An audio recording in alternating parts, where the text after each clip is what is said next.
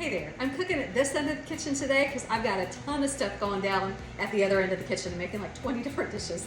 But we're gonna make this gorgeous 4-ingredient salmon that is so fabulous. You're not gonna believe how easy it is. It has a 3-ingredient glaze. So I'm gonna start with my salmon. I wanna minimally salt it and then pepper it.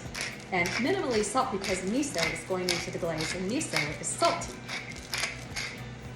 So I'm using white miso. You can use red miso if you want, but white miso is a little milder.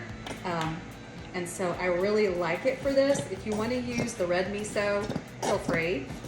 But this is going to give it just the flavor I want. 2 tablespoons of the white miso. That's like the last of that bottle, so perfect timing there. And then I need a tablespoon of coconut aminos. Now you can use soy sauce if you want, but I like coconut aminos because they're a little bit sweeter. They're also gluten-free. So you could also substitute tamari.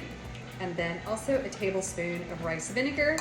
And then all I need to do is give that a mix. It's going on my salmon, and my salmon is going to go into my 425 oven for, I don't know, this is like 1.5 pounds coho salmon, maybe 8 minutes for this. A little thicker salmon might take 10, so it depends on your fish. But this stuff is really good. It's gonna be fabulous. Here we go, right out of the oven. It's beautiful. It looks like burnished, bronzy on the top, and it's so incredibly flavorful. I'm gonna just like a little tiny wedge out of the corner here just to get the flavor. It's so good. That miso gives it an amazing touch, and those coconut aminos, just a hint of sweetness, and then a slight tang from the rice vinegar. You've got to try this. Check out the recipe. It's on taylorkitchen.net, and I've got links for all these ingredients as well.